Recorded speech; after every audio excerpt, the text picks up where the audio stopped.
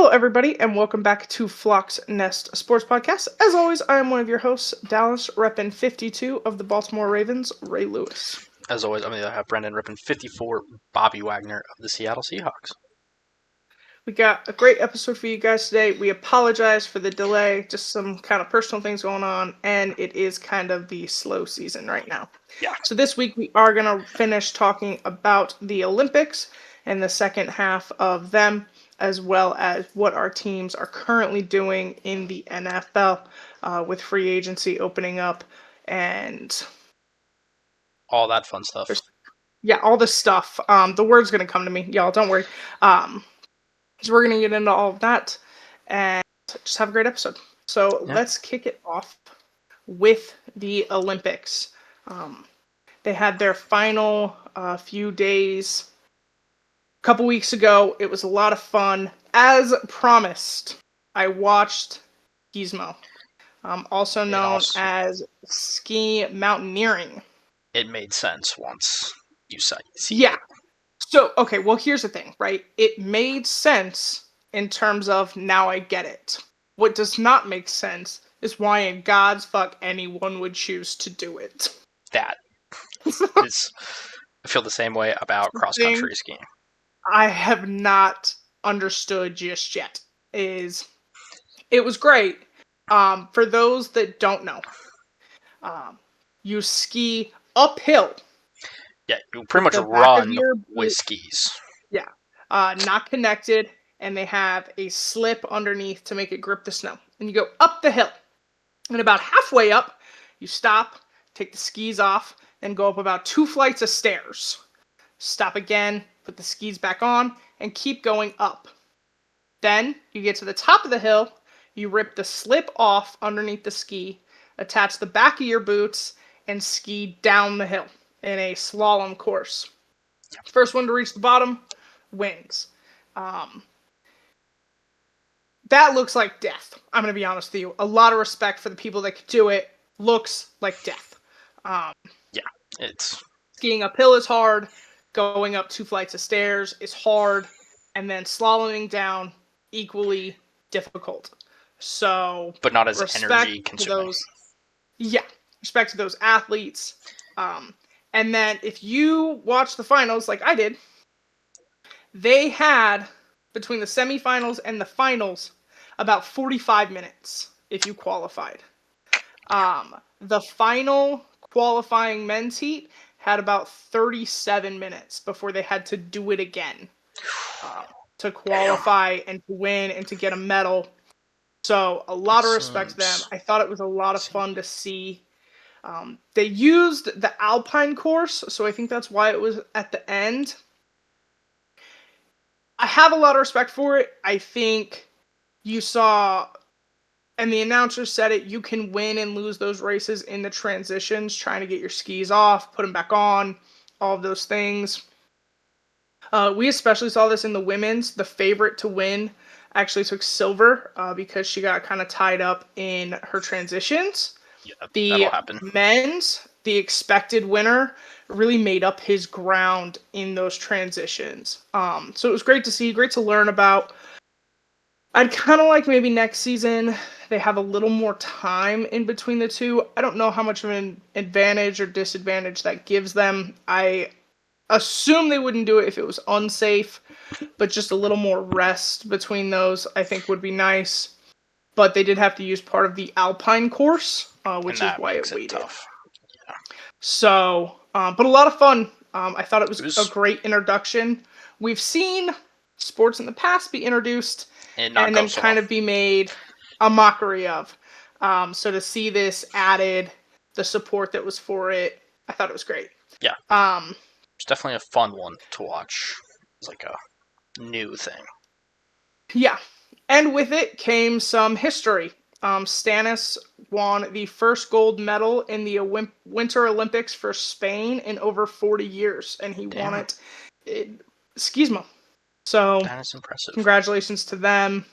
Really exciting. It was fun to watch. I don't ever want to do it, but it was fun to watch. It was an interesting watch, but I'd rather just ski downhill where gravity does all the work. Yeah, no, that's fair. That's fair. Another thing, before we get into this, I'm going to reiterate for the people that watch us, we are not a politics podcast. We are a sports podcast. So we're going to talk about the sport. Yeah. Both the men and the women's U.S. hockey teams take home gold. Which is very exciting.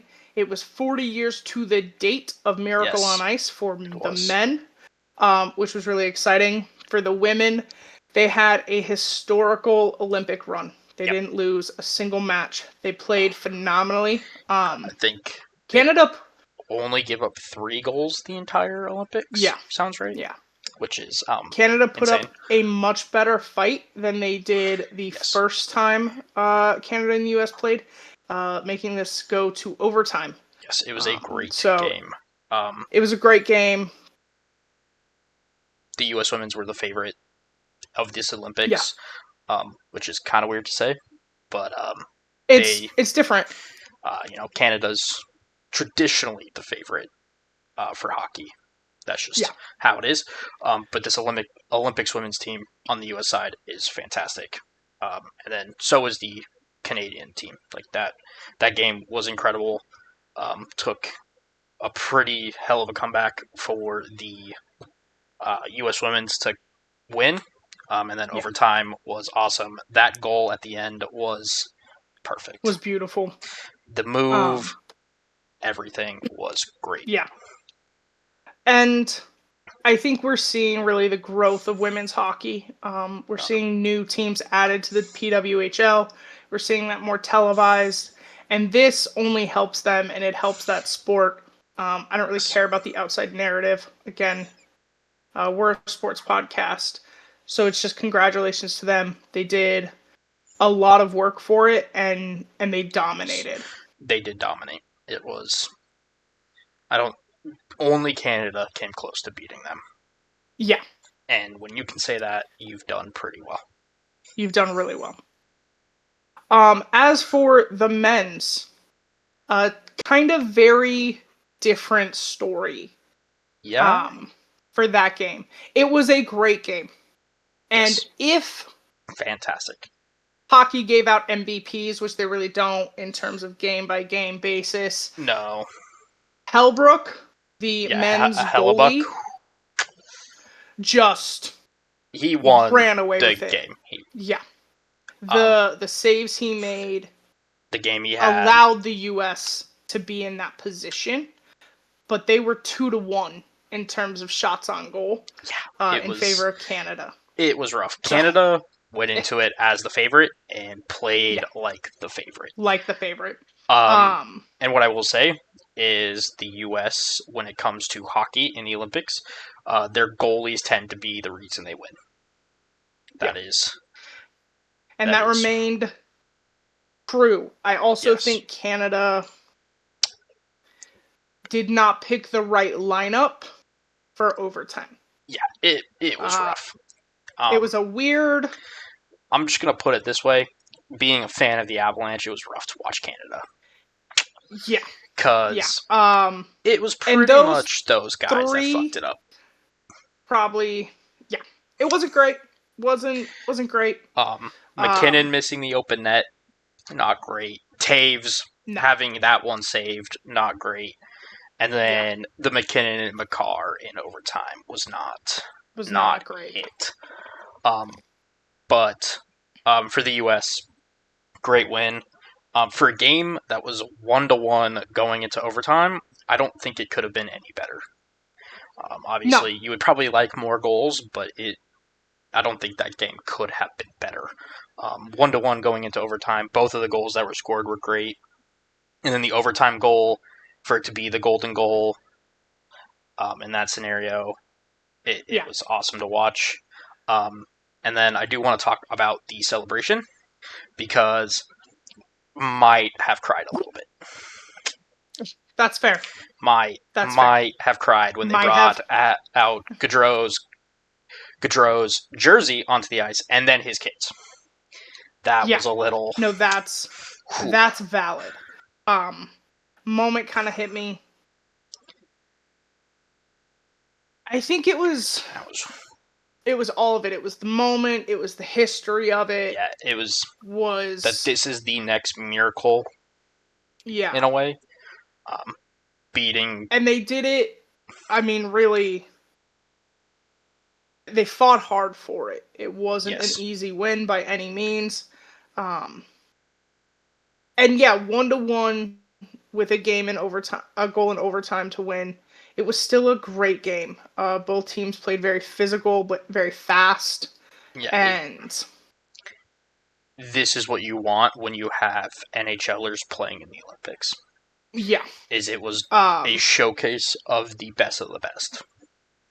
yeah, And that's really what it 100%. was. So yeah, great game. Happy for both teams to represent the U.S. to get the gold, and it was a great Olympics. The closing ceremony was beautiful. Yep. A lot of fun. Very few countries, I feel, in the past have put so much effort into their closing ceremonies. I Yeah, feel like the Italy closing is always. really did I a find it good weird job. because I always think the closing ceremony should be the better of the two between the opening and Yeah, closing. But I think for whatever reason, all the focus is put on the opening, the opening. which I don't know, doesn't make sense to me. But Um, but I thought Italy did a really good job. I thought it was really beautiful. I don't think it was just kind of this passing moment. They put a lot of effort into it, and I will say it felt a little weird having, the gold medal game for hockey happen and then going straight into the opening ceremony because I feel like that's how it happened. you mean closing ceremony? Yeah, closing ceremony because I feel like Yeah, that's how it happened. I would have liked almost those two things on separate days. yeah. Of like, I I think most things it should be like the closing ceremonies happen on its own. feel that way so much about opening and closing ceremonies. Opening ceremonies always usually Happen on a their own. couple of days before, and other things have happened. I wish they were two standalone events. Yeah. So they had the world's focus and a viewer's focus. But in terms of how it's been done, I do think this year was one of the best Yeah. because all of the athletes were able to attend opening ceremony. They didn't have Yes. to walk alone. Closing ceremony was given more time and more respect than I think it usually does. It was given more effort. Yeah. So, while yes, I completely agree. I wish they were two separate moments and events. I like the way, in comparison, that they were done this year. No, I agree. I think in future they should be separate days. No, I completely agree. It would just be nice. That I think giving them as two separate events on their own independent days would be my preference. Especially because, all that went on is I think they had bobsledding and hockey before it. Like, I get it if, okay, you, jam pack that day in a way of, we have to be done. You gotta get it done. But it wasn't that way. You had two events, and those events were, separated by time. It was, to me, it just felt almost rushed in a way. That's fair. Yeah, I don't know. That's just my opinion on it. But again, overall, it was better than most years. Fair. So. No, agreed. Well, that does do it for the 2026 Winter Olympics. With the final medal count, with Norway at 41, 18 gold, 12 silver, 11 bronze. So congratulations to them. Literally United always. States. Yep. United States comes in second at 33 total goals, 12 gold, 12 silver, 9 bronze. The U.S. always kind of at the top of the market, competing really well. Congratulations to them. The most athletes. Yep. And then usually the host country does very well. Already acclimated to the time change, the weather, all of those things. And they have the Italy fans kind of in their favor. Yeah. Italy comes in at third with 30 medals, Nice. 10 gold, 6 silver, and 14 bronze. So narrowly missing the U.S. So congratulations to them. Yeah. And it was great. And now we eagerly await the Summer Olympics of 2028 that will include flag football for the first time. Yeah. And we will talk far more about that as it approaches. It'll be in Los Angeles, so it'll be in the United States. It'll be pretty interesting.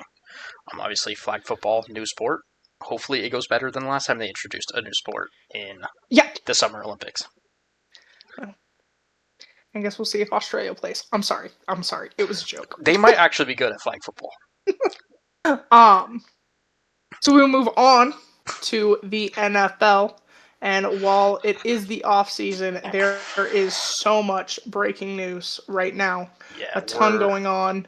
So we're going to get into all of that. And then we will get into the Ravens and the Seahawks. Yes. So and how our off seasons are going. We're going to try to do this as best in chronological order as we can. It might not A lot has happened in 2 weeks. Yeah. We're going to try. First of all, we have news that will affect the podcast. Because as Dallas normally does, during our off-season reviews, she'll do the report cards the teams get. That's no longer going to be a thing because the NFL has pretty much made them so they cannot be made public. So, not really sure what that's going to mean for the future. With report cards. I know that they're still going to be a thing. It just seems like there's still a thing. NFLPA can't make them public. But it's weird because we've gotten some information on report cards. So I'm confused. Yeah. It sounds like they can't make... What it sounds like is they can't make, grievances public. Maybe. So... We'll see how that continues to develop. Yeah. And what exactly that looks like. Also, the NFLPA might not be able to release it. Teams might still do it. Insiders might be able to, because I think that's where we saw it, is they released information. I have no idea how this is going to work. All I know is that report cards are not going to be made public by the NFLPA. So we will see what that looks like moving forward. Yeah. It'll be interesting. Next is the Raiders, who are one of the last teams to hire their head coach, have hired both their defensive and offensive coordinator. For defensive coordinator, they're going with an internal hire of Rob Leonard. He was the team's D-line coach and run game coordinator last year. I think this is in an effort to keep Max Crosby. Based on reports recently, that's not going to happen. So, I think this was an attempt to do that. Don't really know a whole ton about this guy in terms of actually being a defensive coordinator, but it seems the plan they had is not going to work. So, unfortunate there for the Raiders. Next one is their offensive coordinator is Seahawks quarterbacks coach Andrew Janocko. This was pretty much always going to be the hire. He and Clint Kubiak have worked at several spots together. He's bringing in a QB coach to be his offense coordinator because guess what they've got to do? They've got to develop a rookie quarterback. Pretty fucking obvious. He's not going to call plays. It's perfect for them. So that one I think is a good hire. We'll kind of see what happens with the defensive coordinator. Next is the Dolphins went on a fire sale, just cleaning house. So they release veteran edge Bradley Chubb. They released veteran offensive guard James Daniels. And then they released Tyreek Hill, the veteran wide receiver. Obviously coming off the torn ACL. I am not sure what is going to happen with Hill. We're going to kind of wait and see. I doubt anybody signs him this year with him coming off that injury. So we'll kind of see what happens next year with him. But yeah, the Dolphins kind of clearing a bunch of cap space. What that tells me is they're clearing this cap space to take on Tua's dead money. So, Yeah, probably. Not going to be entirely what they want, but this is what happens when you make stupid financial decisions. Doesn't usually work out well. Yeah. Next is the Browns are hiring Mike Rutenberg as their defensive coordinator. He was under Robert Saleh and Jeff Ulbrich at one point. He was under Jeff Ulbrich as the Falcons' defensive pass game coordinator. Really don't know a whole ton about him.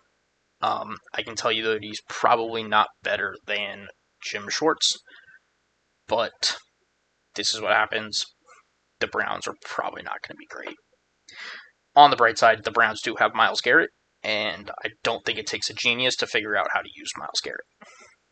So, there is that for them. That's fair. Next is the Patriots are officially promoting Zach Kerr to their defensive coordinator. Obviously took over that position during the season while Terrell Williams, their defensive coordinator to start the year, was battling cancer. It seems that now that Williams is healthy, he no longer wants to coach. Maybe it's just because of the situation he's in. But it seems like he's moving into a different position, and then Kerr's going to take over. So, kind of makes sense. Did lead that defense to the Super Bowl, so it's not like a bad move. It's just kind of interesting. And then I think this is the last firing we're going to see because it was kind of unexpected. But the Packers are moving on from their special teams coordinator, Rich Bisaccia. It's not surprising in terms of the Packers special team sucks, but it is surprising that we're this late into the process and they're just now doing this. So, kind of interesting. We'll see where they go for special teams coordinator. There's been a weird year for late firings. We saw it with GMs and coaches. I'm not entirely sure what's going into those decision makings. Usually you have this kind of the out. First to market wins those situations. Not really sure what's going on right now. Yeah. So we'll see. Next is the Chargers are expected, and I think they have released Mekhi Becton, their offensive guard. This clears about $10 million in cap space. So that interior offensive line of the Chargers needed overhauled. So that's a start there for the Chargers. Yeah. The other Los Angeles team, the Rams, have promoted pass game coordinator Nate Scheelhaase to offensive coordinator, replacing LaFleur. This kind of seemed like the natural move to be made. He was getting head coaching interviews this cycle, so kind of makes sense. I do expect him to not stick around very long, just based on him already. He also will not call plays. Yeah. So. Next is the Cowboys made some moves. First of which, they released Logan Wilson, who they had traded for midseason. So, kind of interesting. Helped their defense a little bit, but we'll kind of see what they do at the linebacker position. And then they also signed running back Javonte Williams to a 3-year, $24 million extension. So he's getting $8 million per year. This seems like a pretty decent move for them. He was pretty good for Dallas this season. Had a good year, but doesn't need top of the market. Yeah, and he's not going to get top of the market. No. We will talk about who will, and it's going to piss me off. And then the the next thing is the New York Jets and the Tennessee Titans have agreed on a trade. This trade will not be official until Monday for the new league year, but it has been reported. And the Jets are sending Jermaine Johnson, their edge rusher, to the Tennessee Titans in exchange for the defensive tackle Tavondre Sweat. It is a very rare player for player trade in the NFL. Don't see those very often. It is kind of cool. I think this is perfect for both teams. Obviously, Jermaine Johnson gets to reunite with Saleh in Tennessee. And then the Jets get a big run stuffer who they've been really missing on their defensive line. So, in my opinion, this trade kind of works out for both teams. So, kind of a rare win-win player-for-player trade. So, pretty interesting.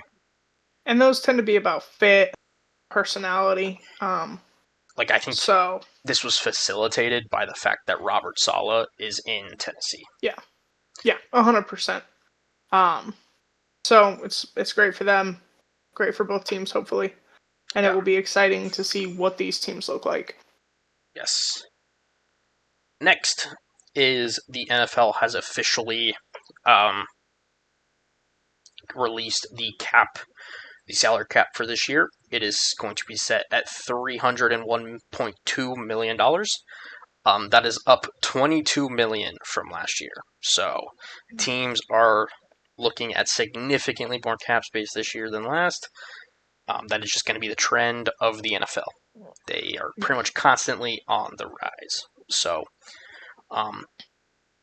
that means they'll have more money to spend, but that also means players' contracts are going to continuously go up. So rather than looking at necessarily numbers for player contracts, I'd recommend looking at percentage of cap. Tends to be the best way to look at it. Just a recommendation.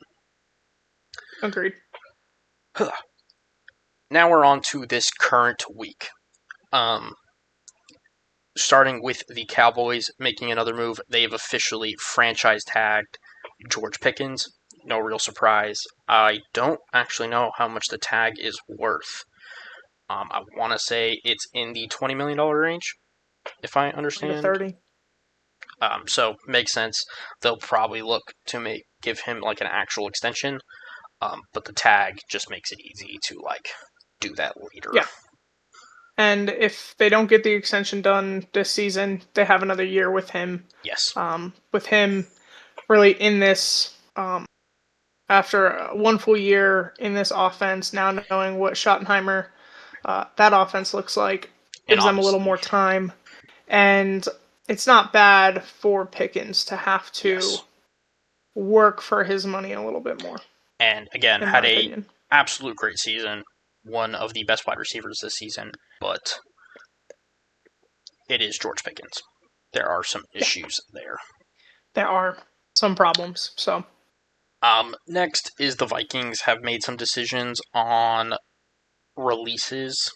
It sounds like they are releasing, if they can't trade them, which it doesn't sound like they're going to be able to, they're releasing running back Aaron Jones, defensive tackle Javon Hargrave, and defensive tackle Jonathan Allen.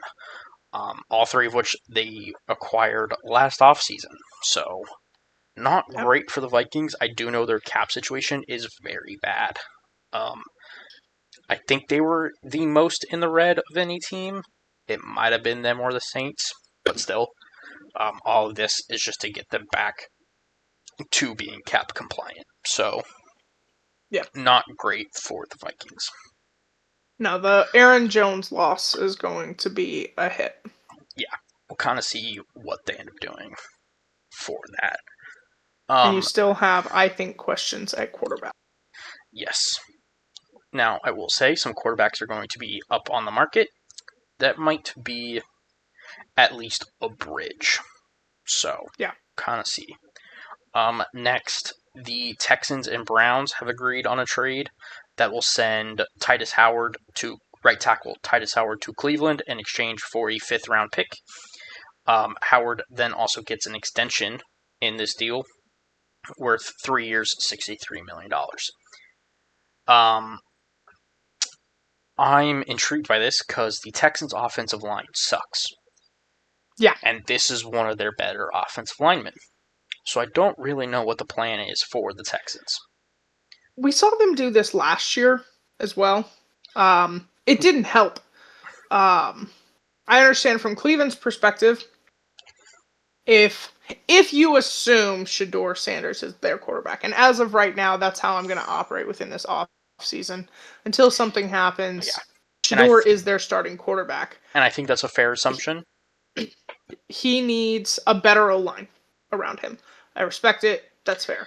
I don't quite understand what the Texans are saying on film, that they just keep getting rid of O-linemen and hoping that's going to help. Yeah, because building an offensive line in a year is never going to happen.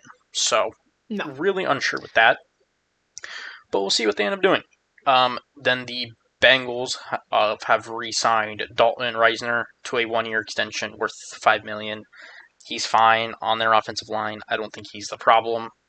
So, No. When you're trying to build continuity on an offensive line, that is perfectly acceptable to do. The line is the problem. We'll see. The next thing is the Texans continue to trade offensive linemen, as they traded a 4th-round pick, offensive lineman Juice Scruggs, who's more of a guard, and then a 7th-rounder for Lions running back David Montgomery. This is an interesting trade. I think for the Lions, you get pretty decent value on a running back. Like, obviously, running backs just aren't necessarily worth a lot of trade value. Mhm. So you get a 4th-round pick, which is pretty decent. A decent offensive lineman, and then a 7th-round pick. So, yeah, interesting value there for the Lions. And then for the Texans, this is a much better running back than what they've been doing. I'm just confused on who the running back is going to run behind. Yeah. Look, he's a great running back on 30 other teams. Yeah. 28. He's running back 1. There are very few teams. He does not walk in as RB1. The Lions just happen to be one of them. Yeah. And when you are that talented, but you sit behind somebody just as good, a little different style, it's hard to get the playing time that you should and that you deserve. And a lot of that went into this. I respect the Lions for trading him and not forcing him to sit back there. Yes. And kind of beg for scraps. I know Lions fans are very upset, but this is what's best for him, and it will vastly help the Texans. I do agree. You still need a good O-line. And as a running back. I'm not it's not again, like Saquon Barkley does way better with the Eagles than he did with the Giants. It's not even about having a good line. It's about having an O-line at all. And currently, the Texans and right now you don't have one. Putting out an offensive line. So it's going to be weird. And if you have quarterback questions as a Texans fan at all, crap O-line is not going to help that. Yeah. So. Yeah. And we saw, just so we're all clear, if you don't know what it looks like without an O-line, I would encourage you to go watch the playoff game from 3 or 4 years ago between the Cowboys and I believe the 49ers. Yeah. And the play they attempted to run. Yeah. And that's an absent O-line. And just, that tells you how that goes. Yeah. Spoiler alert. Not well. Terrible. But yeah. As we continue, the Dolphins are kind of continuing their run of releases as they're releasing Liam Eichenberg, their offensive line, former 2nd-round pick, but has not started very many games. So, doesn't really matter, but it is a former 2nd-round pick. I assume a team will sign him to see if they can't get that back out of him, essentially. And then the Lions have done another thing. They've released Graham Glasgow, their, I think, center, but he's just listed as offensive line. They'll save like $5.5 million. This is one I think they just need to get younger on the offensive line, and they know it. Yeah. So I think that is kind of the thought process behind this one. Next is the Jets have tagged running back Breece Hall with the franchise tag. That is going to pay him roughly $14.2 million. That is a pretty decent amount to pay a running back, but it does seem that he's worth it, and they are also going to work on a new deal. So I think this is just kind of a placeholder for right now. Yeah. And then we also got news that Trey Hendrickson of the Bengals was not going to be tagged and will become an unrestricted free agent, to literally nobody's surprise. There was no way in fuck he was going to sign that thing. No way. Yeah. So there was just no point. He was going to be a free agent, and let the bidding war for him begin in a couple weeks, or in less than a week. Next, yes, please. It would make sense. Next is the Bears. Center Drew Dahlman has informed the team that he is retiring. He is only 27 and just signed a 3-year deal with them this past year. Really thought he fixed their center problem on the offensive line, so it's very interesting. I really hope this isn't any big problem. Whenever you see somebody this young retire, it's normally for health concerns. So hopefully for him, everything is all right. Kind of sucks for the Bears, but we do wish him all the best. All the best. And it makes me more nervous for the upcoming days. Yeah, no, I get that. We're going to talk about it, but... I get it. The next thing is the Cardinals have informed Kyler Murray that they are going to release him on the first day of the new league year, which is Wednesday. Nobody's surprised. Nobody's surprised. Nobody's going to trade for him. Arizona is going to owe him $36 million in 2026 and another $19 million in 2027. No one's surprised. I think this is going to be a Russell Wilson situation where he ends up on a team starting for league minimum, and we'll see what team that is, and if they can't get the best version of him, which we have seen is mildly successful, but we'll kind of see. And then we'll see.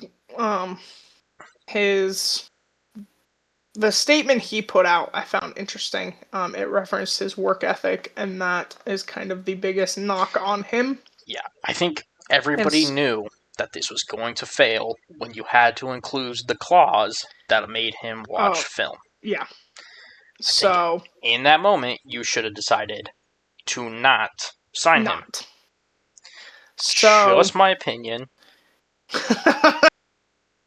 You have to tell a player not to play video games and to study. I thank the Cardinals as a Seahawks fan for doing it, but not intelligent. Not a great idea. And then another piece of quarterback news is the Indianapolis Colts have placed the transition tag on Daniel Jones, and that is different from the franchise tag. The transition tag is a same kind of thing. It is worth less than the franchise tag, and it allows other teams to speak with the player. So they are under contract, but not under contract. It's kind of a weird thing. It's going to be if another team offers a contract, the Colts have the first right to match it. Yes. So I doubt anybody's going to offer him a contract, but we'll see. Especially after the injury. But this 1-year transition tag comes with $37.8 million. My assumption is they are going to negotiate a new contract. He's not going to play for this amount of money. We'll kind of see. No. I kind of think a Baker Mayfield kind of deal. I could see it maybe when Geno Smith signed with the Seahawks. His contract would make a little bit more sense. We'll kind of wait and see. It is an interesting idea, and I think this is just to give them time on deciding his new contract. Yeah. And it does give them time with the injury. Yeah. So if he still gets paid, but he's probably not going to play this season, or at least not the first half of it. To give you a reference, his new contract will probably be signed in like July. Yeah. When nothing else is going on in the NFL. The next thing is the Steelers have announced they are releasing tight end Jonnu Smith. They'll save about $7 million against the cap. I think Jonnu Smith was a Arthur Smith signing, and now that he's no longer there, it kind of makes sense to move on.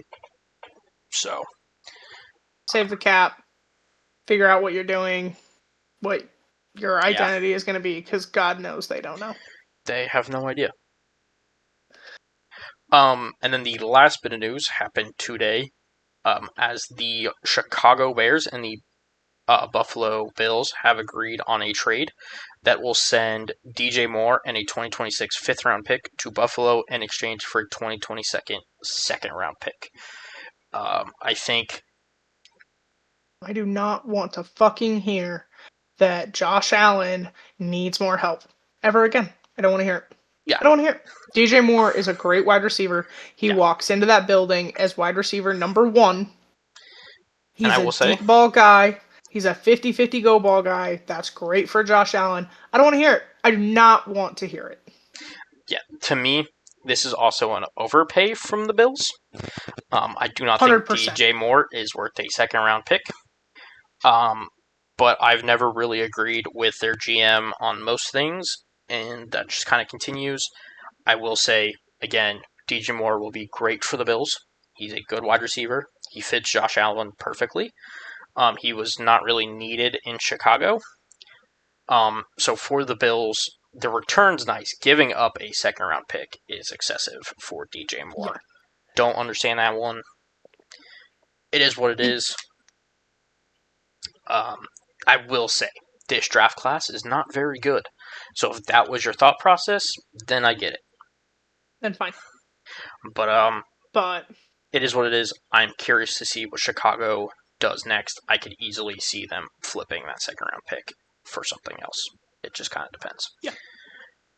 But decent little move for both teams to kind of get some pre-free agency kind of kicked off. So that's where we're at. I think we are all caught up. Nice. A lot of moves being made. That's what this time of year is all about. Yeah, we are in pre-free agency. I think the tampering period is this weekend, if I recall correctly. Free agency begins the 11th. So we're in that kind of mood. So we're going to start trading people. You'll start seeing reports contracts of flying. signs. None of that can happen until the new league year, but we'll start hearing about it now. So we will kick it to the Ravens and talk about what they've got going on. I want to start with kind of their combine press conference. Some things that were said and have now been done or confirmed. And some things, as a Ravens fan, we are still anxiously awaiting. So with the combine press conference, there were 3 major topics. Tyler Linderbaum, the center for the Baltimore Ravens, is currently set to become a free agent. Much like Ronnie Stanley last year, he will be the most coveted item in free agency. The hope is that they can do something similar and get a deal done with him before free agency starts and knock that out of the way. I do know he has been offered a market-setting deal at center. That can't be made official. His signing of it cannot be done until the league year opens. He still has the potential to hit free agency. He doesn't have to sign it. God knows. I hope he does. I think he's a great center. He and Stanley are kind of my only hope on that line right now. I thought Isaiah Likely... Oh, they did not franchise tag Linderbaum. EDC made it clear at the Combine they weren't going to. They didn't. I thought a candidate for the tag would be Isaiah Likely, tight end, also a free agent this year. He was not. With them giving Andrews a contract extension, I do not know what Likely would be looking at, especially with the down year coming from the Ravens. I do think he would get tight end one kind of money out of some other teams. So we will see what happens there. And then finally, and the most important one, Lamar Jackson. With his contract cap hit at about $74 million this year. You know, we talked about it. Bishotti and EDC were eager to get one done and wanted one done before the league year began, before free agency began, to know exactly where they sit at in a cap situation. So really hoping that one comes down in the next week. I do know they are talking. They're having good conversations. Lamar has been adamant on social media about wanting Linderbaum and Likely to stay in Baltimore. So, take less money and hopefully that'll happen. But what's this? We'll see what happens. The other thing that happened was the NFL had their first off-season league meeting. If you're a Ravens fan, you were very interested in the fucking referee portion of that meeting. Because the head of the referees noted that the one thing they were going to adamantly discuss and cover is the definition of a catch. Because the touchdown, the second touchdown from Isaiah Likely that was taken back, per the referee committee, was a mistake. In their game against the Pittsburgh Steelers, Isaiah Likely had a touchdown called back because he did not make a football move, which is not necessary in the end zone, has now, in the offseason, been deemed a mistake. 1, fucking finally. 2, thank you for admitting your mistake. 3, give me my playoff game back. Unfortunately, not how it works. And no, don't give him the playoff game back. I am glad they discussed it. I am glad that the right conclusion was came to. Both Jesse and Mintar and Mike McDonald of the Seahawks talked at the Combine and mentioned that they did talk to each other. They talk often. That made me feel more comfortable, with Jesse being a first-time head coach, getting some advice from someone he's worked with, someone he respects, and someone that has had great success. So that was fantastic to hear. Glad to see it. And I hope that relationship continues. Final bit of Combine news I want to discuss. Cornerback Jalen Husky has been in the news for his interview a lot about how he wants to play in Baltimore. That is a great story. And that's fantastic. We need O-line help and a pass rusher. So the story is great, but what the Ravens actually need is in the trenches. The secondary would get beat significantly less if we had more of a pass rush. So that is definitely where we need the help at. So it's a great story. I'm not saying no, just not what we need. Second bit of news, or a hiring. The Ravens hired Dr. Nick Gill as their VP of Health and Performance.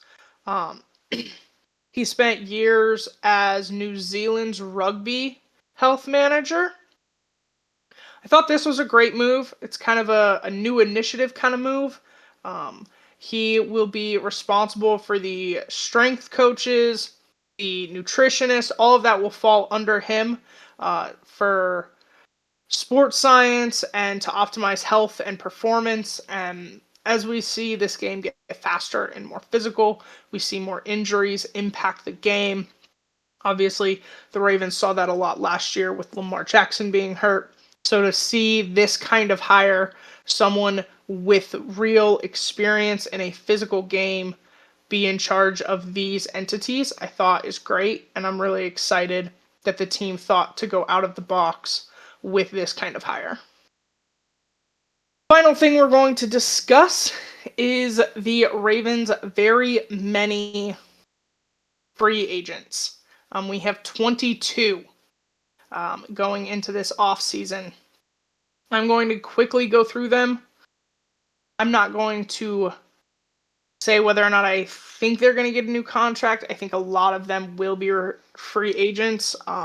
Maybe we will see them hit the practice squad or added later to fill out the 92-man roster. But this is where we currently sit. Unrestricted free agent means you have 4 or more seasons. You can be picked up and signed by any team. Does not matter.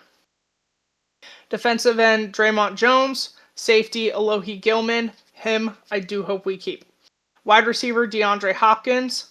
Outside linebacker, Kyle Van Noy. Center, Tyler Linderbaum. Safety, Ardarius Washington. Fullback, Patrick Ricard. We saw that one last year. I am still hoping he gets a new contract, but we will see if Doyle and Jesse Minter feel they need a fullback on their roster. Wide receiver, Tylan Wallace. Big fan. He's done a lot for us in special teams. I do kind of expect him to stay, unless he gets a true wide receiver position contract somewhere else. Tackle, Joseph Noteboom. Outside linebacker, David Ajobo. Cornerback, Chidobe Awuzie. Defensive linebacker, Taven Bryan. Defensive linebacker, Brent Urban. We saw the team release him last year. As a free agent, I expect something similar this year. If he returns, great. Don't hold your breath. Linebacker, Jake Hummel. Quarterback, Tyler Huntley. I do expect him back. Guard, Daniel Falele. If he's back, I'll throw shit. I will throw shit. I swear to God. I swear to fuck. Tight end, Charlie Kohler. I think he is a potential, depending on what happens with Isaiah Likely. Punter, Jordan Stout. Him I do expect to be returned. He is a great punter. He's one of the top punters in the NFL. It will come down to money and how much he wants versus what the team can give. And of course, tight end Isaiah Likely in kind of the same position as Jordan Stout. He's worth top of the market, but when teams pay top of the market for multiple positions, they don't win a Super Bowl. And that is the Ravens' current goal. Restricted free agents means a player has 3 accrued seasons with an expired contract. They're free to negotiate with any team. However, the Ravens in this case have right of first refusal, and they can match any offer. They only have... My understanding of that is you had to have tendered them prior, and I don't know if they did that. They did indeed, with one name, running back Keaton Mitchell. There you go. Look, I'm a big fan of Keaton. I wish he got a little more playing time. When you have Derrick Henry and Justice Hill, it's hard to have that kind of time, especially with the injuries he's had. But I do think he's young. I think he's talented. I would love to keep him, as there are questions about how much more time Derrick Henry has. He's still going strong. I have faith. I haven't lost faith. I'd like to keep young blood at the position.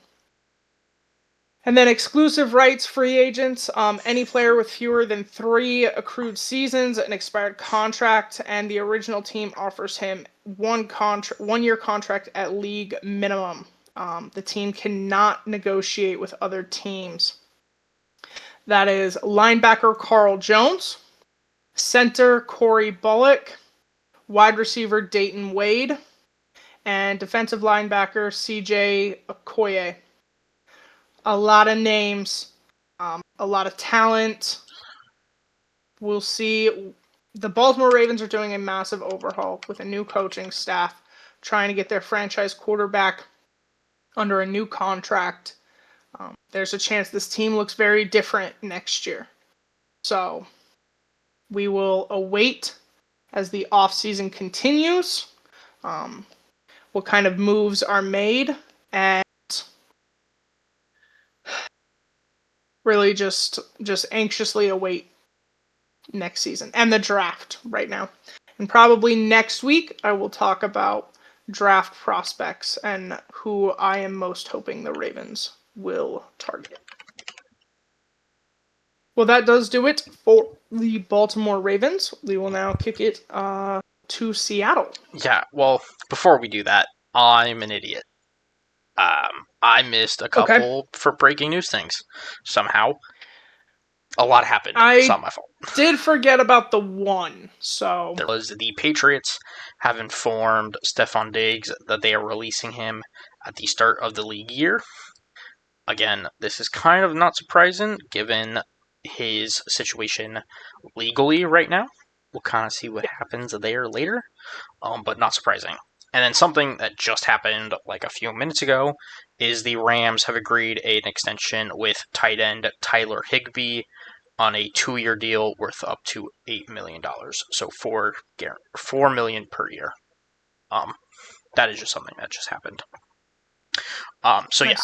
Yeah, we missed a couple things, but I think we're fully caught up now. Okay. And now I think the Diggs situation would not have happened, but given the situation, yes. Not surprised. Because he had a good year with Drake May and year. The Patriots. And it's good to have really you saw Diggs help make Josh Allen who he is. I think the thought and the hope was he could do the same with Drake May. But unfortunately, there's some other problems leagues there. And teams don't want outside noise. Yes. And bullshit. Especially the Patriots. And when you're probably going to be suspended, they just don't want to deal with it. Yeah. And your contract was built for them to get out of this year anyway, so they just took it. Yeah. Yeah, 100%. All right. Congratulations to Higbee and to Trent McDuffie. Yeah. Now we can get into the Super Bowl champions, Seattle Seahawks. And for anyone wondering, I will now, from now on, be saying that until the next season. There you go. We've earned the right. You have earned it. We'll start with some just future signings they made, like right at the end of the season. These are guys off the practice squad. I'm only going to mention a few because, truthfully, these guys are probably just going to end up right back on the practice squad next year or get replaced. That is just how this works.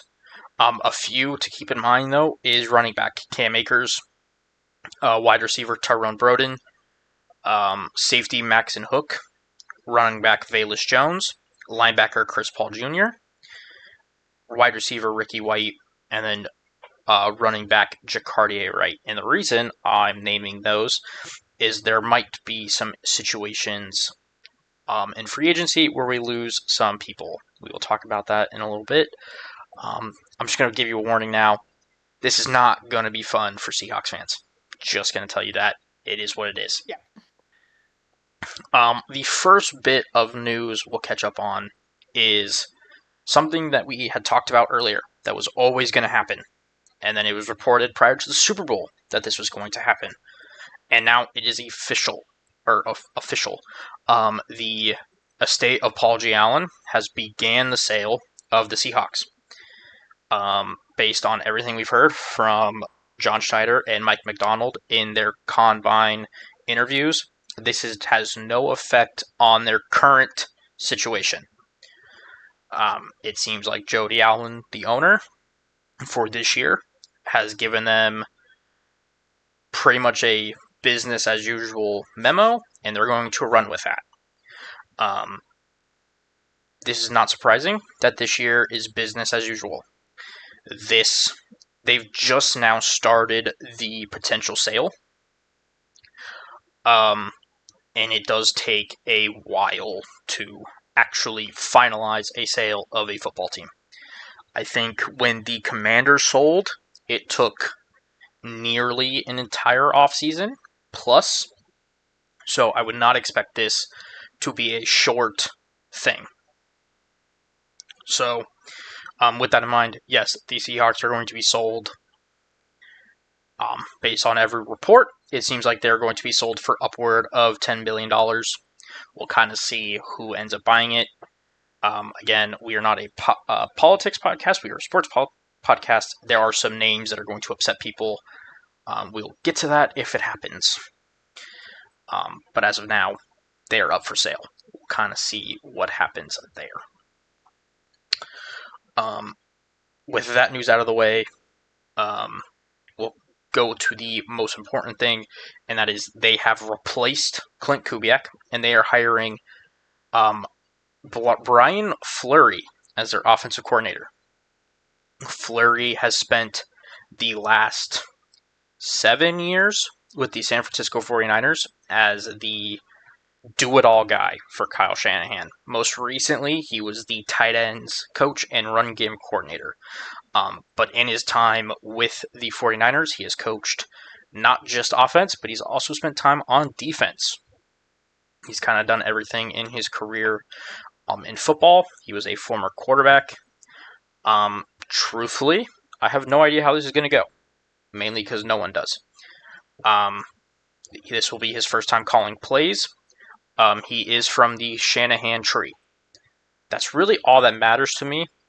I kind of wanted to keep, like me particularly, I wanted the Seahawks to stick within the Kubiak-Shanahan system, and they did.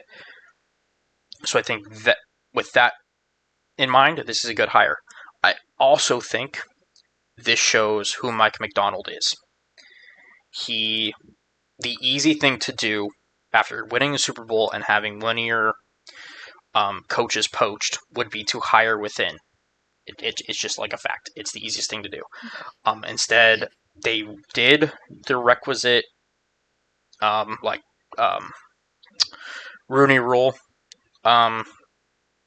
interviews, and then they interviewed this guy, Fleury, and apparently he blew them away and made the decision pretty easy to go hire him. So Macdonald did not do the easy thing. He did the thing that, quite frankly, no one really expected. So we'll see if it pays off. I'm excited. I think this guy makes a ton of sense. Again, he was recently the tight ends coach, worked with George Kittle. We all saw how good the tight ends in San Francisco are. So I think this is a good move. It will be interesting to see. I did think in his introduction press conference, there's a couple interesting things. Based on everything we've heard, he's going to run a very similar scheme as Kubiak. No surprise there. Same system, same base system of the Kubiak-Shanahan. And then we also heard Macdonald comment on him being a first-time play caller, which is interesting. That was a question, and Macdonald pretty much said you have to call plays for the first time at some point. So yeah. I don't necessarily think this is a weird thing. It'll be interesting. Kind of excited to see the preseason now. So should be interesting. I'm excited. I think this is a good hire, but you just never know with a first-time play caller. Some other things is Justin Allen, who I thought was the favorite to get the OC job, has been promoted to run game coordinator. He was originally just the assistant offensive line coach, and then took over as the running backs coach when when Kennedy Polamalu was fired. So, kind of expected, but that's something. And then they also hired Northern Illinois head coach Thomas Hammock to be the next running backs coach and offensive assistant. He was one of their Rooney Rule interviews for offensive coordinator. I think this is another good hire. You're bringing in a college head coach, albeit, but another head coach to your coaching staff. Based on what I've seen from him, he seems like a great coach. I am a Notre Dame fan, and for those of you that remember, Northern Illinois beat Notre Dame a few years ago, and he was a head coach for that. And just based on that and the interviews afterwards, he seems like a good head coach. So that seems like a good hire. They've also hired former Ravens defensive coordinator Zach Orr to be their linebackers coach. This is what he did under McDonald in Baltimore. Makes perfect sense to me. A guy that I think got the defensive coordinator's job a little too early. Just wasn't quite ready for it. So I think another couple years under McDonald, and he'll get another chance at it, whether it's with the Seahawks or somebody else. But I think this hire is very good. I think he did a great job in Baltimore as the linebackers coach. So I like this hire. The current Seahawks linebackers coach is still on the staff. I don't know what he's going to be doing. We'll kind of have to wait and see. And then the last hiring they've had is Ravens Director of Football Strategy and Assistant Quarterbacks Coach, Daniel Stern. They have not given him a role on the staff yet, so I have no idea what he's going to be doing. What I will say is the Seahawks still have not hired a quarterbacks coach. Based on what I'm reading of assistant quarterbacks coach, I would guess that is what he's going to do, but the fact that he still has not been assigned a role yet is weird. We'll kind of see what happens. But yeah, that is the coaching decisions that have been made. The Seahawks have had a couple things happen. First of which is they had 6 contracts that had guaranteed money that were guaranteed at a certain point in the year. We have passed that point. So Sam Darnold is guaranteed $17.5 million. Cooper Kupp is guaranteed $9 million. DeMarcus Lawrence, $5 million. Ernest Jones, $5 million. Michael Dixon, $2.7 million. And then Jaron Reed, $2 million. So the likelihood any of these players are moved on from was very unlikely. To me, that really just was Cooper Kupp. You know, you kind of had the thought that maybe they were going to move on from him as a potential cap casualty, but with this $9 million becoming guaranteed, that kind of took that off the table. So kind of interesting there. And then practice squad deals that were not picked up includes Quandre Diggs, Shaquille Griffin, Shamar Jean-Charles, and Shane Lemieux. I am not really surprised about any of these. If I had to guess, Quandre Diggs is going to retire, and maybe the same could be said for Shaquille Griffin. Both of them get their Super Bowl ring, so we'll kind of see what their decisions are from there. And then for free agency, the Seahawks have tendered exclusive right free agents. So as Dallas explained, Ty Okada and George Holani have both been given contracts. I do think both of these are important. With Ty Okada and George Holani, we'll kind of explain why in a little bit. But both of them are coming back next season. They have also re-signed Drake Thomas to a 2-year, $8 million deal. So $4 million per year with a chance to make 9 through incentives. We have no idea what those incentives are. We're probably not going to know. But think about it as a 2-year, $4 million deal, which is perfectly acceptable for Drake Thomas. He is your other starting linebacker. I thought he was great this season. Had 3.5 sacks, 96 tackles. So getting him re-signed was great. On to the Seahawks free agents. And this is where we might have some problems. And I think Seahawks fans are not going to be happy. There are 6 main free agents that are like starters or starting caliber. Those include Kenneth Walker, Rashid Shaheed, Reek Woolen, Josh Jobe, Boye Mafe, and Kobe Bryant. We've already found out that Kenneth Walker was not tagged and is expected to hit the open market. And when he hits the open market, is expected to get anywhere between $13 and $15 million per year. Unfortunately, the Seahawks are not going to ever pay him $13 to $15 million per year. So I would say there's about a 10% chance he comes back, and that's being optimistic. So I would not count on Kenneth Walker being back. Really sucks. Looked really good. Obviously, a Super Bowl MVP. Not great.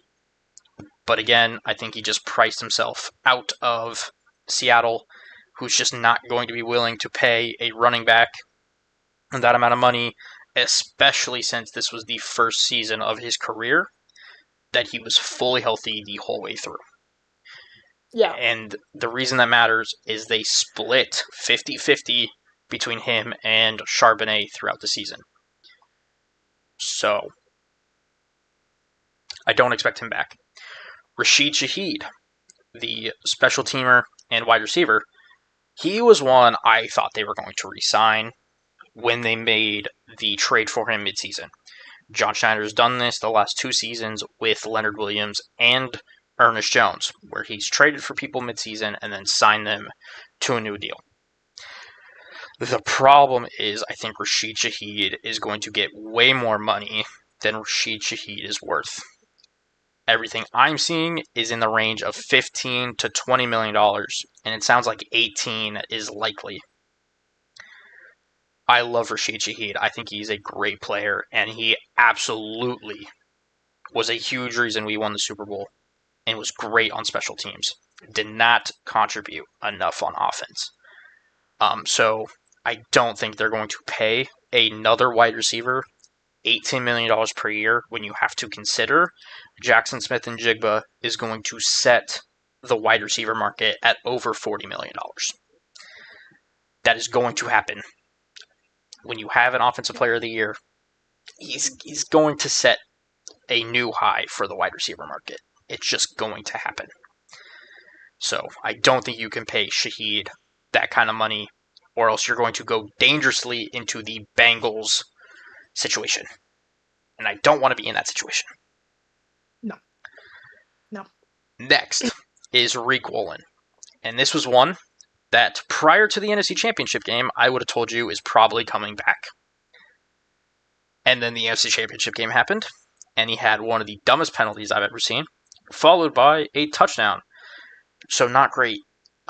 He's another one I think is just going to price himself out of Seattle, and he was never really a fit, so I don't expect him back. Next is Josh Jobe.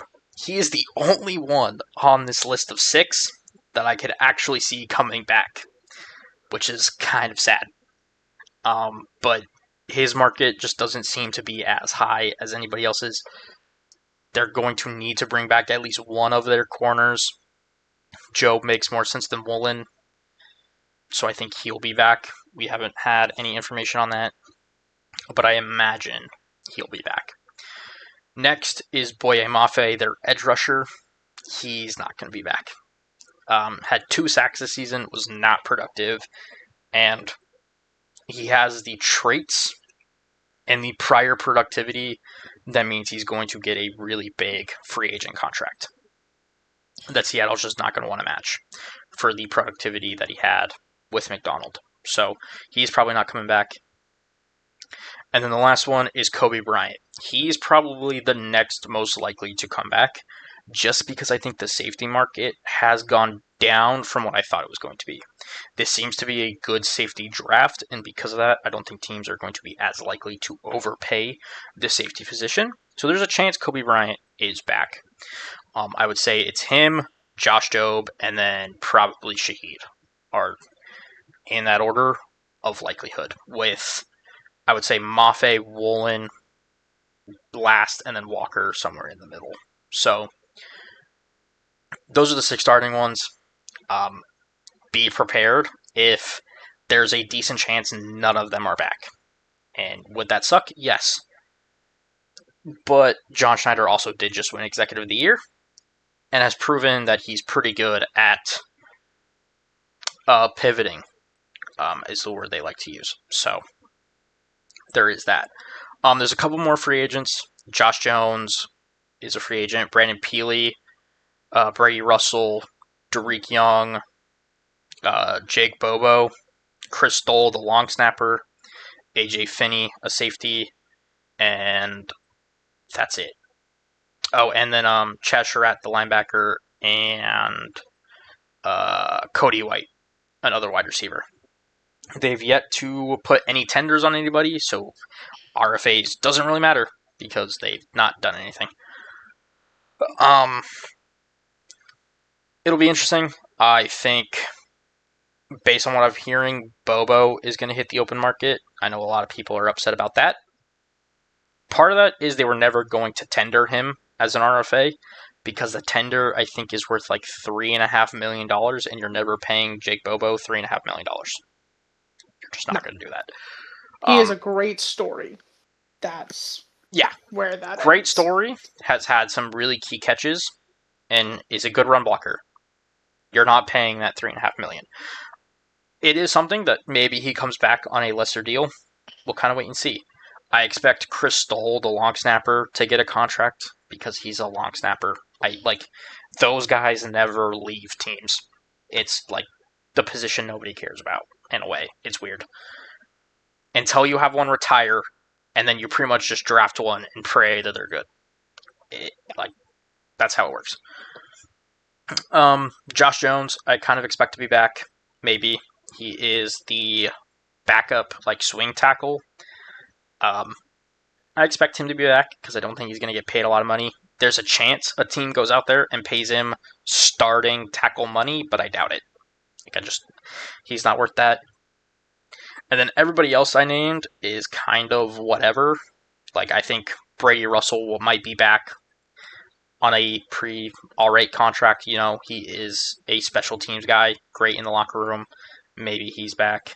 Cody White, maybe, depending on what you do with wide receiver. I don't see them bringing back a ton of their own free agents. We'll kind of see. They have a lot of cap space, but it does go quickly.